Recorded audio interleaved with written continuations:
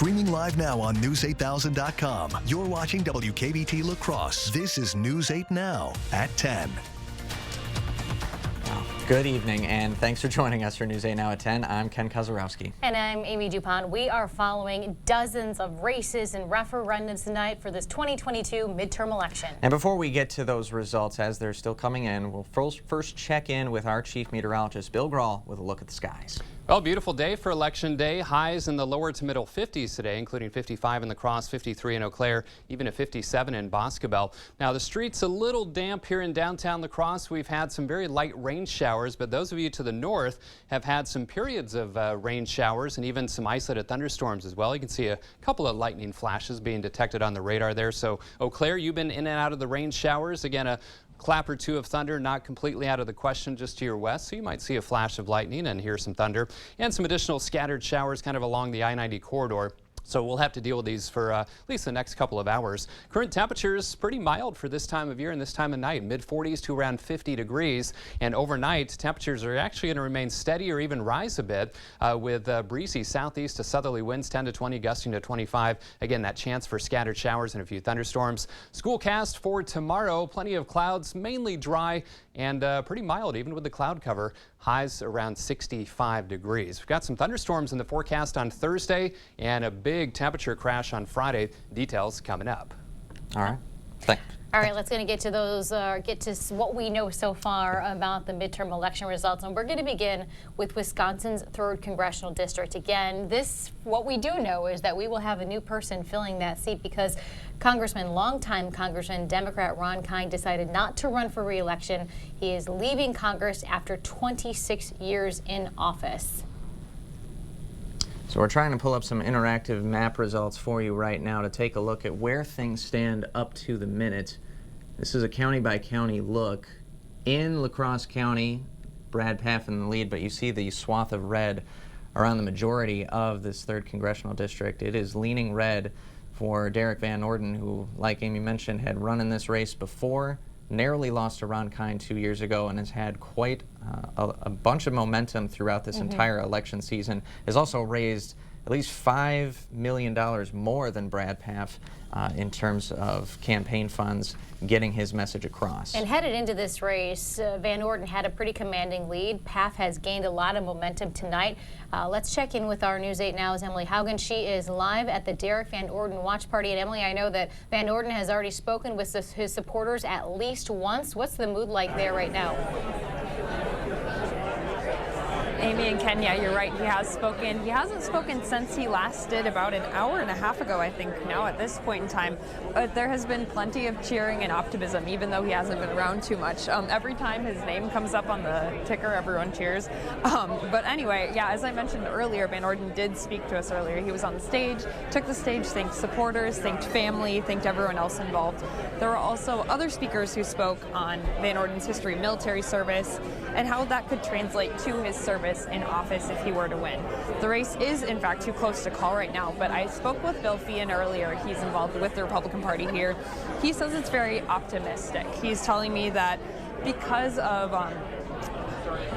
Van Orden's narrow loss last time, he now has the name recognition for the party here, and he's hopeful that that momentum will carry them ahead going forward. But yes, plenty of good energy here. It seems like people are very excited and optimistic as things are going forward, but I guess we'll see. Amy and Ken, back to you. Hey. And the other thing is, of course, Van Orden was basically running unopposed in the primary season. In the primary season, Brad Pfaff had to carry momentum out of the rest of the Democratic candidates. So it feels like Derek Van Orden has already had quite a head start in this race, even before we figured out who the nominees were back in August. And Emily, where is Mr. Van Orden right now? Is he with his supporters, or has he kind of stepped out for a while? You know, that's a great question. I think he has stepped out for a while, but I'm not entirely sure where exactly he went to. All right, we'll find out. We're going to check in with you again throughout the night. Again, neither candidate has had a lot to say tonight, but thank you. Emily Haugen is live with the Van Orden camp tonight. Now, meanwhile, at Pettibone, La Crosse County Democrats are all gathered together to watch results coming in. And let's join News 8 Now's Dua Israr live in the Democrat Watch Party. Amy and Ken, it is a lively party here. We've got food, we've got drinks, and they even took out the cake. And some of the candidates have arrived for other races, like Jill Billings, John Siegel for La Crosse County Sheriff, and former Congressman Ron Kind have arrived, but we are still waiting on Brad Pfaff. He's not set to arrive until after 10 o'clock, and according to soon-to-be former Congressman Ron Kind, Brad is at home, and he is kind of gauging the results that are coming in so that he knows what mindset to walk in through those doors. But as of right now, even though Brad hasn't here, no one has taken the stage. People are still having a great time. There's lots of chatter going on. People are generally enjoying themselves. We've got UWL students, we've got the candidates families, and Ron Kind is also going around kind of greeting everyone, talking about why it was time for him to retire. So we've got kind of like an entire party going on here, but we are still waiting for the main act, and that would be Brad Pfaff. Amy and Ken, back to you. All right, no surprise he's waiting at home because, again, it is too close to call. Here's a look at the latest polling numbers, latest results right now for Wisconsin's 3rd Congressional District. Yeah, coming up on our screen, and Amy, I wish I had 2010 Derek Van Orden with 51% of the vote. Brad Pfaff with 48% of the vote. Again, not all the precincts are in. This is a 39% of votes are in right now. This is a bit of a shocker. Again, coming into Election Day, Derek Van Orden had a pretty commanding lead. So this is, very impressive and surprising for the Pfaff campaign. And one of the reasons why he has not arrived at his party tonight, because as you just heard our News 8 Now's Doris Rohr say, he doesn't plan to show up until at least 10. That must mean that he believes we're going to have a called race by the 10 o'clock hour. So hopefully anytime soon now. All right, and it has been a very interesting race. Again, we mentioned a lot of momentum for Derek Van Orden, and even in the last couple of weeks, there had been ad time set aside for Brad Pfaff's campaign by the Democratic Party. They pulled out of those ad spots, and it had kind of been, at least to those in the media, it kind of seemed like maybe a clear-cut sign that resources from the party was going to go elsewhere, looking at other potential toss-up districts. Let's move on to the race for Wisconsin governor. Again, this is another tight race. According to the last poll, the Marquette Law School poll, virtual tie. Governor Evers up just a bit, 51% of the vote. Republican challenger Tim Michels, 47%. Again, this one we don't quite know how many precincts have reported. We expected this to be a tight race, and it continues to be one at this time at night. Of course, Evers has staked his bid for a second term on his support for abortion rights. We have seen that play time and time again in meetings with members of the media and his advertisements, as well as the argument that democracy is essentially on the ballot. We've seen many in the Democratic Party argue that. And then Republican Tim Michels, of course, a wealthy construction company owner who last ran for office 16 years ago, won a tough primary after getting the former President Donald Trump's endorsement. He has not leaned into Trump's endorsement in the recent weeks and months, but that was something that set him apart. And he has also refused to say if he'll accept the results of election. He has also said maybe the 2020 election lost by Trump was actually stolen. But Michels has sought to make the race from his end about rising crime and public safety. He has also argued that Governor Evers mishandled the coronavirus pandemic and that both schools and businesses suffered as a result. So tonight, Governor Evers is meeting with his supporters in Madison. Tim Michels is in Milwaukee. We're going to do our best to, with the help of our Madison sister station, to check in on those races. But right now, let's talk about Wisconsin's Senate seat. This is a closely watched race, not only here in Wisconsin, but nationwide, because the power of the chamber, whoever leads the chamber, could come down to the Wisconsin race. Again, coming into Election Day, Senator Johnson, the Republican incumbent, had a commanding lead. Lieutenant Governor Mandela Barnes, the Democrat, has slowly picked up speed and steam as he's headed into Election Day. Again, these are the results right now. We're still waiting to find out exactly how many precincts are reporting. Statistically, pretty much, again, even though it's 50 to 49, it is too early to tell who will come out on top in this race. Again, we are getting kind of close to that magic hour when candidates start to give their victory and concession speeds.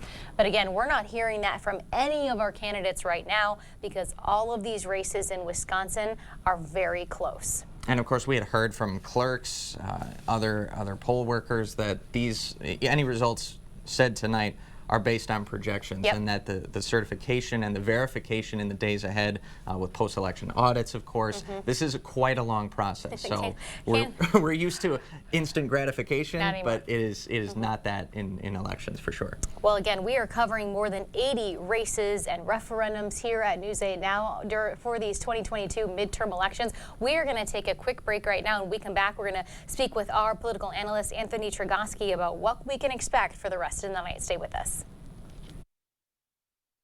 Dear night owls, when darkness falls, our stunning style takes flight, and our fuel economy is ever so wise. Trust us, Toyota sedans. Toyota, let's go places. Don't rely on someone who can't back up their work. With more than 30,000 satisfied customers and the best warranty in the industry, your home improvement company is the top choice for your next project. Call or go online to schedule your free estimate and receive 10% off your entire project. Also get unbelievable financing options with interest rates as low as 2.99% or 0 down, 0 interest, and 0 payments until 2024. Your home improvement company, where it's your home made better. Take 11% off everything now at Menards. The Masterforce 9-gallon wet and dry vacuum is the perfect companion for any shop or job site and is now 11% off. The Masterforce low-profile 3-ton floor jack has dual hydraulic pistons and a versatile lift range. Its high maximum lift capability and low profile make it a valuable addition to your garage tool collection. All Masterforce floor jacks are 11% off at Menards. Save big money at Menards. The holidays can be a busy time of year. Well, I'm going to let you in on my gifting secret for a stress-free holiday season. Nothing says happy holidays like a gift you make yourself. Just add those personal touches to really make it special. And you don't have to be a professional to spread holiday cheer. Gifting has never been easier with holiday scratch games from the Wisconsin Lottery. With prices ranging from $1 to $20, they're available now at Wisconsin Lottery retailers. Yum, yum! Dear night owls, when darkness falls, our stunning style takes flight, and our fuel economy is ever so wise. Trust us, Toyota sedans. Toyota, let's go places. You expect more, so thank you for watching News 8 Now. Welcome back. We continue our special coverage of the 2022 midterm elections, and we're going to talk about some local races here. Our referendum. The La Crosse School District is asking voters to approve a nearly $200 million referendum. It's actually $195 million to help build a new consolidated high school. Here are the results so far. 69% of voters said no to the district. 31% voting in favor of consolidation. Again, these are preliminary reports, numbers not final so far. Now, ONALASKA has 2 school referendums on their ballot this election season. The first one asks to exceed a revenue limit over the next 5 academic years for operational costs. And again, these are early projections, but this capital referendum, 61% voting yes, 39% voting no. Now, the second referendum on the ballot asks ONALASKA voters to approve $75 million to help renovations at the aging middle and high schools. And again, early projections here, but 58% voting yes, 42% voting no. And baked within this referendum is a potential new Boys and Girls Club within ONALASKA, something the community does not have. It's kind of been a point of pride for those that are behind the referendum, something that can offer childcare after school hours. And I did get to speak with Superintendent Todd Antony again before these results are final. So far, he said he's very pleased with the results and is so thankful that the community is standing in support of the district, educators, and those students. Now, there are also 2 school referendums on the HOLMEN ballot this year. The school district is asking voters if they can exceed their revenue limit by $650,000 for both building maintenance and technology. Early projections showing a 60 to 40% difference. 60 has it with the yes as of right now. Now, the district is also asking if it can spend more than $74 million to pay for improvements to their elementary and middle schools. Once again, early projections, 62% voting yes, 38% voting no. In Bangor, a school referendum asking voters for $24 million for renovations at the elementary, middle, and high school and at the old school gym. Bangor's board actually updated the property tax impact on voters just a few weeks ago. And even if this referendum passes, property values or the taxes on those values will go down. They'd pay $27 less per 100,000 of property value than they had paid previously. So here are the numbers so far. 66% of the voters so far saying yes to the Bangor School District, 34% saying no. All right, Viroqua voters had 2 school referendums on their ballots. The first asked voters to approve $17 million for improvements at their elementary, middle, and high school buildings. Now, security is the main motivator behind these funds. They're intended to provide secure entrances to the buildings and classrooms. Of course, we've seen how many school shootings have transpired in the country over the last few months, as well as additional focus on both accessibility and acquiring more furnishings and equipment. Now, as of right now, 59% of voters there voting yes, 41 no. The second Viroqua Schools referendum asked for $3.5 million to improve technical education expansion at the middle and high schools. We've seen candidates like Tim Michaels campaign on incentivizing those kinds of fields for educational levels. Governor Tony Evers' administration has extended grants at the college level. Okay, so here in Viroqua, they're trying to address the needs of technical education industries. The referendum so far, this one a bit close, 57% of voters voting in favor of the referendum, 43% voting no. Again, these are early projections. Now, in Eau Claire, a school referendum is asking voters to approve over $98 million for improvements at 15 different schools and facilities in that Eau Claire area school district. Some district officials say many of those buildings are dated and face some rising enrollment as well in some of those. So officials say the improvements will be used to better serve the kids in the school districts. As of right now, early projections, 65% voting yes for that $98 million referendum, 35 no. So school referendums, not the only referendums in the region happening tonight. We also have a number of public safety referendums. So municipalities, of course, strained budgets. We've talked a lot about shared revenue. What that is that's the amount of money that the state sends back to municipalities. The state has continued to take in more money. If it was on an incline, it'd be straight up. Well, the money that they give to the municipalities has remained stagnant. So a lot of these communities are now asking taxpayers to foot the bill for critical services. So the Village of Holmen is asking for $1.3 million to increase the levy to hire more police officers and firefighters, EMTs. First responders and village officials have told us shifts are essential because they have skeleton crews, and some nights multiple calls have come in with just one officer on duty. With 4 more police officers, Holmen's police lieutenant says the referendum is a potential game changer. Because we would have additional resources that are currently on shift. Versus now when that happens, we need to call in additional resources that are either on their days off. Holland has its own referendum on hiring more firefighters, but their referendum is actually tied to Holmen's because Holmen and the town of Holland are both in the Holmen area fire district. So the town of Holland is asking their voters to approve a recurring $600,000 levy increase so they can pay for more full-time firefighters and continue to share the costs with the village of Holmen. There's just one caveat with this. The town of ONALASKA had actually been part of this Holmen area fire district. That's going to expire at the end of the year. So both the burden is now shouldering on both the town of Holland and the village of Holmen because they are now out roughly $300,000 of fees that the town of ONALASKA used to pay into the fire district. Now let's go to the city of Eau Claire.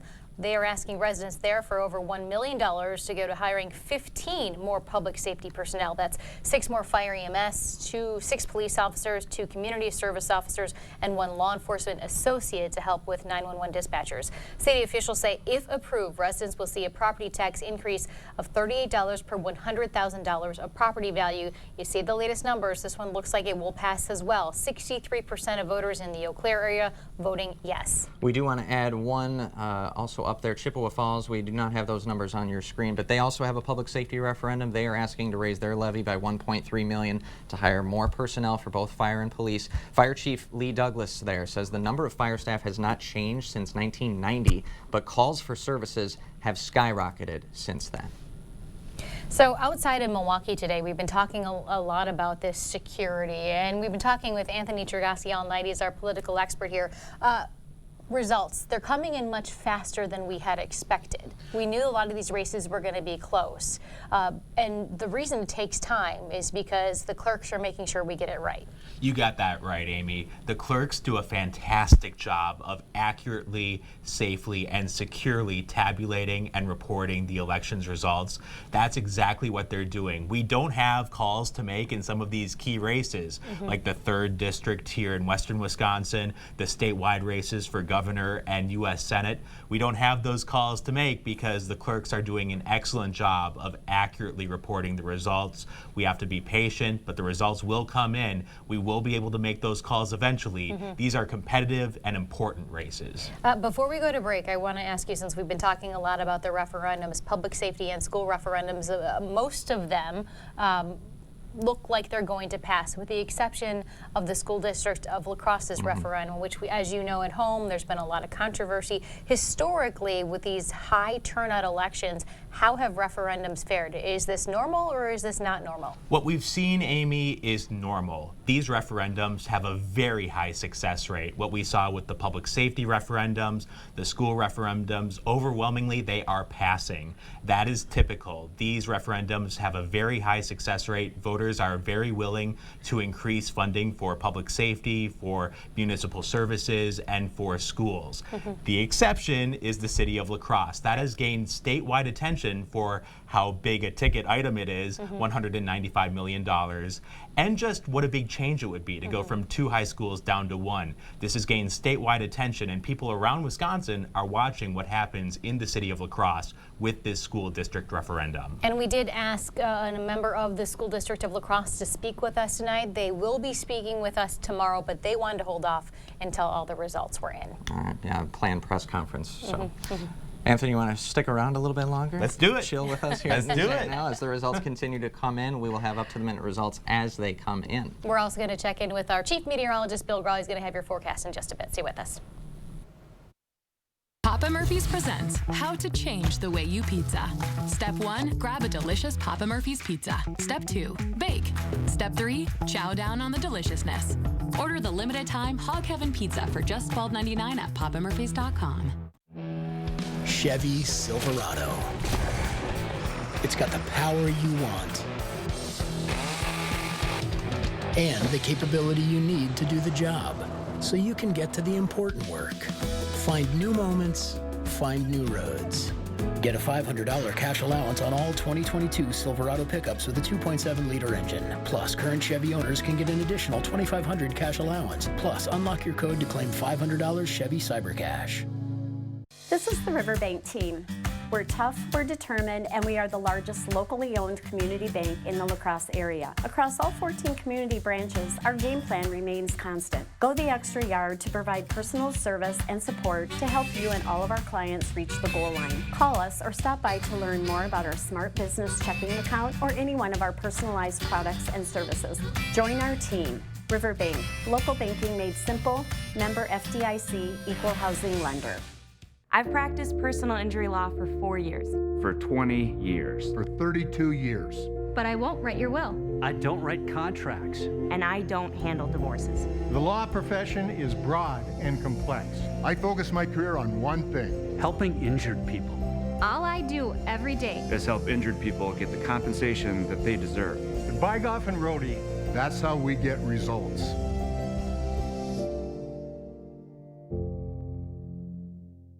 It's Ford SUV season. Time to gear up for changing conditions on and off-road. Get great deals on our most capable lineup of Ford SUVs, including Ford Explorer and Bronco Sport. Both rated 2022 IIHS top safety picks, and both designed to give you greater confidence. Hurry, Ford SUV season will end soon. Now get 3.9% financing for 60 months, plus $1,000 retail order bonus cash on a 2022 Ford Explorer and Bronco Sport, only at your Northland Ford dealers. Birthdays are something to celebrate, and our News 8 This Morning team highlight them every day. If someone you know is turning 8 or 88, submit a picture of them at news8000.com today. Look Who's 8, brought to you locally by Pediatric Dentistry of ONALASKA. Little teeth, big smiles. Visitors to our showrooms often say, I had no idea this place was so big with so many product displays. Stop by and wander through our 8 buildings. See what you would love to do for your next home improvement.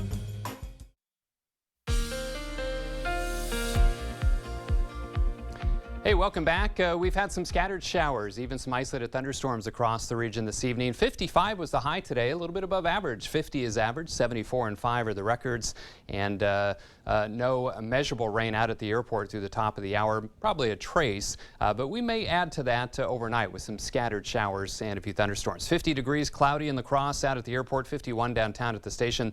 Gusty winds as these showers are moving through. South-southeasterly at around 20 miles per hour. The Mississippi falling 5.32. Light rain in Eau Claire, and you've been in and out of some rainfall. Winds out of the south-southeast at 10.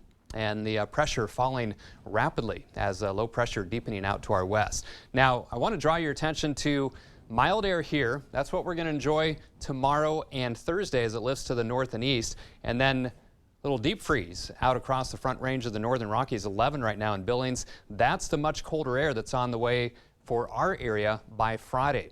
Big plunge in temperatures. Now currently 40s to around 50 degrees. Again, breezy south to southeast winds 10 to 20. Even some gusts upwards of 30+ miles per hour at times, especially the open areas of southeastern Minnesota and northeastern Iowa.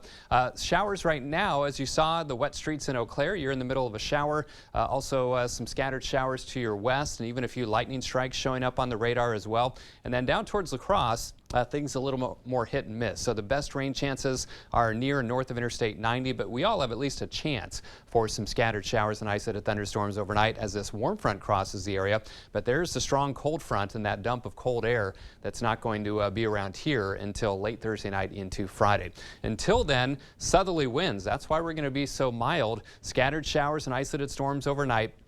Tomorrow, mainly dry, albeit mostly cloudy, but even with the cloud cover, we're going to see temperatures above average. And then tomorrow night, some light showers. Now, Thursday is when a strong cold front arrives. Scattered showers and thunderstorms as early as mid to late morning, and then into the afternoon, some scattered storms as well. And it's not out of the realm of possibility that we could see some strong to isolated severe storms. In fact, the Storm Prediction Center has all of our area in a level 1 risk, a level 2 risk south and west of La Crosse. So I've got an alert day for Thursday due to this reason. Late morning into the afternoon, chance for some gusty storms as they'll race across the area. So strong winds, the primary threat, maybe some small hail. Can't fully rule out an isolated brief tornado, but the better chances for that to our south. It's something we'll keep a close eye on for you on Thursday. Look at these highs tomorrow.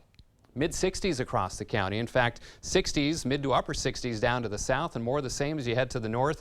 Lots of 60s. Keep in mind our average high in La Crosse this time of year closer to 50 degrees, so well above that. Tonight, scattered showers, isolated thunderstorms, breezy and mild. Temperatures actually rising into the low 50s, I think. 65 tomorrow, just a small chance for some spits and sprinkles in spots, but rather gusty winds still. Alert day Thursday due to that chance for some gusty storms racing through 67. But look at that, a 30-degree temperature drop into Friday, a high of 37. And this cold is going to stick around. Mainly dry Saturday, Sunday, and Monday, but highs only in the 30s. Overnight lows in the teens and 20s. Maybe some flurries or light snow showers next Tuesday and Wednesday. So get ready for a big change come Friday. All right. Thanks very much, Bill. Okay. All right, let's go to the race for state assembly. A longtime Democrat, Steve Doyle, facing a challenge from political newcomer Republican Ryan Hipsch. And here's what we have so far. Close race, 48 to 52%.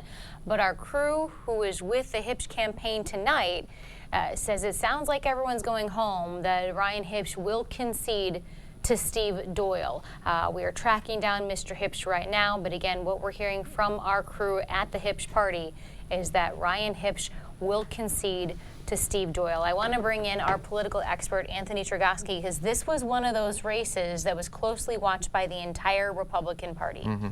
You're absolutely right, Amy. The Republicans wanted a veto-proof majority in the state legislature, meaning 2/3 of the members of the state legislature would be Republicans. That was the party's goal. Mm-hmm. If they were to achieve that, it would mean that they could override the vetoes of the governor. Mm-hmm. A key safeguard for the party if Governor Evers, a Democrat, were to be reelected. Mm-hmm. This was one of those seats that was watched across the state because this was targeted by Republicans to try to flip this one in their efforts to get to that 2/3 majority mark. Mm-hmm. If they don't win this seat, if Steve Doyle wins election and holds this for the Democrats, it would be a significant blow to the Republicans' broader efforts to get to that veto-proof mark. And that has so many implications for every single municipality in the state, because we're talking about things like tax breaks or possible payments to voters with our surplus. We're talking about things like abortion. We're talking about funding for police officers. So this is a big deal, that one seat right here in western Wisconsin. Amy, Governor Evers has vetoed so many bills sent to him by the Republican-controlled legislature. Keeping that veto intact is crucial to Governor Evers' power if he does get reelected.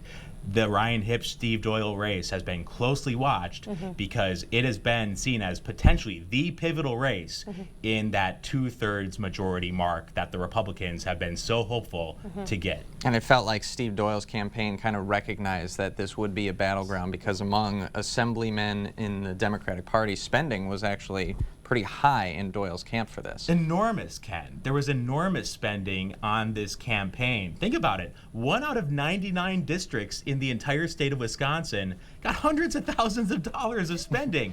That's how important the parties saw this particular campaign. The parties are going to be disappointed on one side, thrilled on the other side about this particular outcome. For this particular race, I mean, Steve Doyle has marched on his record of bipartisanship, working with both sides. It's something that Ryan Hipsch kind of alluded to, something that he could do as a 26-year-old with new ideas and willingness to go across the aisle. Is Doyle's experience here already in the legislature for 10 years or so? That's what kind of set him apart? It could have been so, Ken, that Steve Doyle has branded himself as someone who cares about bipartisanship. I think bipartisanship still sells this now in this day and age. Ryan Hipsch and Steve Doyle both campaigned on their sense of independence from the party.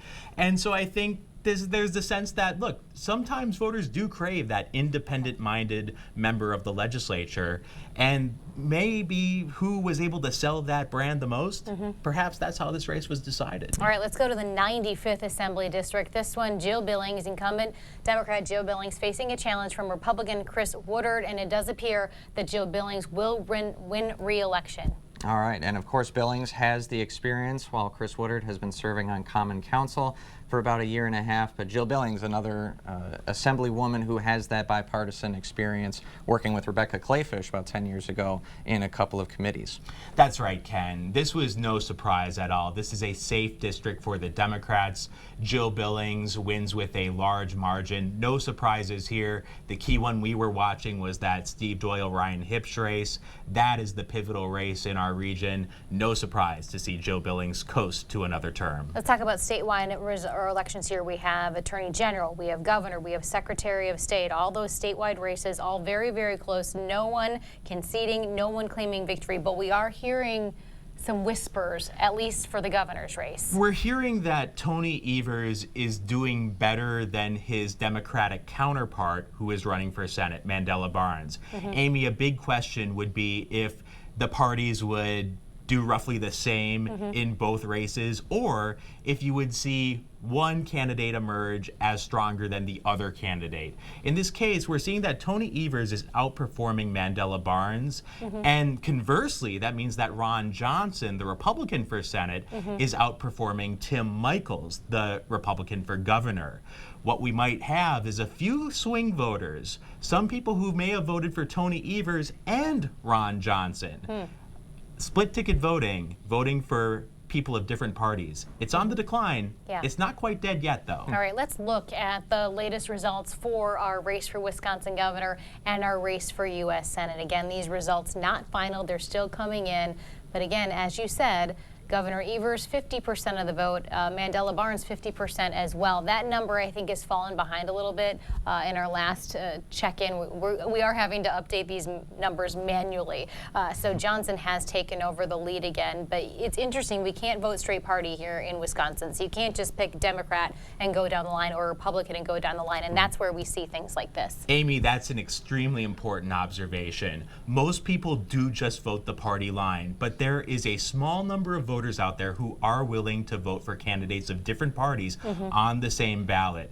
It is entirely possible that we could wake up on Wednesday morning and see that Tony Evers was reelected and Ron Johnson was reelected. That is a possible outcome. But again, we're waiting for those votes to come in. Still a long way to go in these statewide races. We're going to be patient. We're going to see how these races turn out. They are very competitive, very important elections. Wisconsin is one of the states where our sheriffs are partisan races. That is not the case in every state in the nation. And this one, too, early projections showed that a Republican who has run that office for a very long time, that Fritz Leinfelder would continue to run as a Republican and be the leader of that department. But we don't know that right now. It is neck and neck still at this hour. Isn't it a strange situation, Amy, to have the sheriff be a partisan office?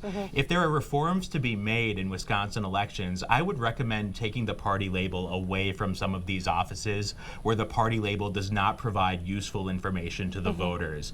I think that's something to consider. It did play a role in this election because voters would see the D and the R next to the candidates' names. So that is no doubt playing into these results. We can see that this is a close election. Yeah, razor thin, and both of these guys have a lot of experience in leadership positions. They seem to be both very well respected. They respect each other as well. This is one of the most positive races in general. So Siegel up by just a couple of votes, percentages dead even. Again, we are still waiting for a lot of races here in western Wisconsin and our state and federal race results to come in. Stay with us online and here on air for the latest. All right. Thanks for watching, everybody. Thank you, Andrew.